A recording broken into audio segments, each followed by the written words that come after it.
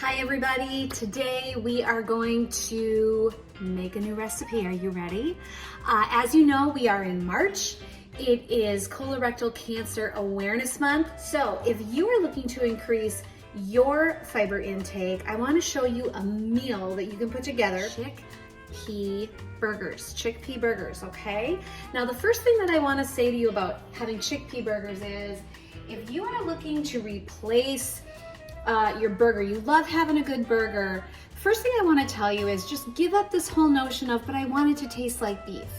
We're gonna let that go. We're gonna let go of this whole idea that it has to taste like beef, and we're gonna go for a totally different taste.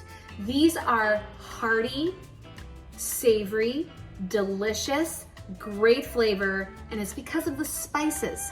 We can have a nice, meaty, spiced up, the way we like it burger without involving any animals, okay? We don't need to take an animal's life, we don't need to sabotage our health, and we don't need to sabotage our planet. So here we go, all right? So we're gonna start with some chickpeas and we're gonna mash them down. Now you can do this one of two ways. You can either mash them just with like a potato masher in a bowl. I like to stick them in my blender and just pulsate them for just a couple of seconds, and then I transfer them into a bowl and punch them down however more that I want, okay? So let's just start that. Okay, so as you can see, we've got our chickpea mash. So like I said, use it by hand. You can do it by hand, or you can do it pulsated in a blender, and it's just that beautiful meaty. I still want there to be some pieces of chickpea in there, okay? This is your fiber front load, all right? You are really packing in some fiber right off the bat.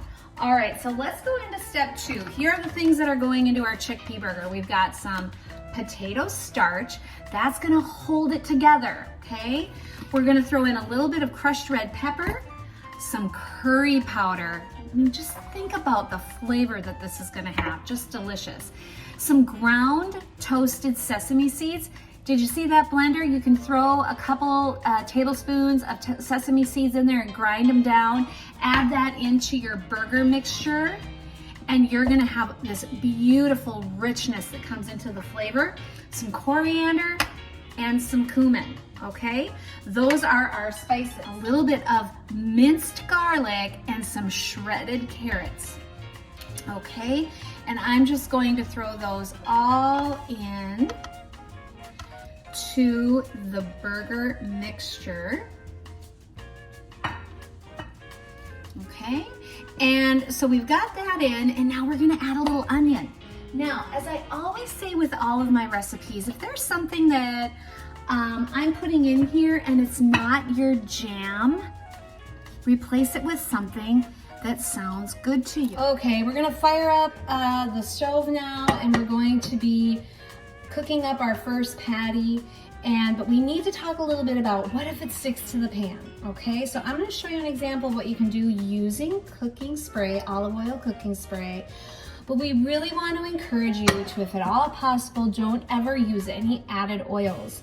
In a situation where you do need something so that it doesn't stick to the pan, a great option is to buy organic extra virgin olive oil spray. Definitely, hands down, if you absolutely have to have a little bit of oil to make something not stick, olive oil is your best bet. Stay clear of coconut oil, stay clear of the corn oil, stay clear of all the other oils, and keep this in mind. It takes 40 olives to make 1 tablespoon of olive oil. And that's 18 grams of fat. And you're only getting fat. No health component value for you. That's it. Did you see how much I did? Now what I'm gonna do is I'm gonna take a paper towel and I'm going to just rub that around the pan. Now I'm already using a nonstick pan, so I should have no problem at all. Another option is you can bake these burgers in the oven.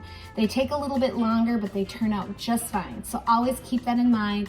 If you would like to go with that option, just bake them on parchment paper in the oven at 350, 15 minutes each side. Okay gang, are we ready for this? As you can see, I've got 3 ready to go. I've got 6 more. that are gonna go in at dinner time tonight. You can make these just like this and not fry them up, and you can keep them in your fridge for a week and then just fry them up as you want. But here we go. We're gonna put all 3 of them on here. And you want your pan to be heated at medium heat. We're gonna let these sizzle and be on the stove for 2 minutes, and then we're gonna go ahead and flip them to the other side. And what you're going to see is that they are a golden brown. Go ahead and give them another flip. Oh yes, beautiful. You see that? Do you hear it?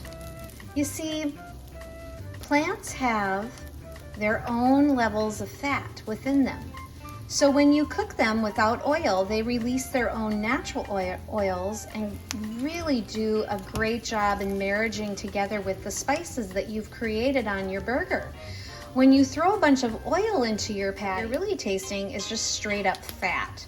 And we want you to experience fiber, beta carotene, lycopene, all of the essential nutrients. We want you to experience protein and calcium, as well as all of the health benefits going along with the spices. So these are about ready to eat. Let's cut into one and see how they taste.